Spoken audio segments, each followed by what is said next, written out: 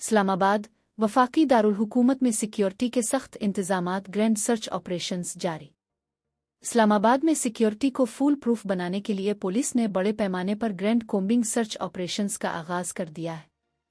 IG Islamabad के अहकामात पर शहर के मुख्तलिफ इलाकों में ये कार्रवाइयां की जा रही है।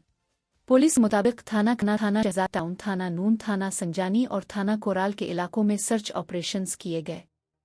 ये कार्रवाइयां जोनल एसपीज की निगरानी में अंजाम दी गईं, जबकि लेडीज पुलिस ने भी ऑपरेशन में हिस्सा लिया। सर्च ऑपरेशन के दौरान 599 अफराद और 288 घरों की तलाशी ली गई, जबकि 73 दुकानों और 3 होटलों की भी चेकिंग की गई। इसी दौरान 219 मोटरसाइकिलों और 81 गाड़ियों की जांच पड़ताल की गई।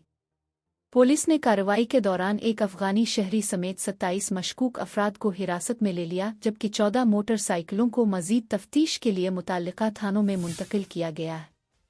शहर के दाखिली और खारजी रास्तों पर सख्त निगरानी के लिए खुसूसी चेकिंग पॉइंट्स कायम किए गए हैं, जबकि तमाम पेट्रोलिंग यूनिट्स और खुसूसी स्क्वाड शहर भर में गश्त कर रहे हैं।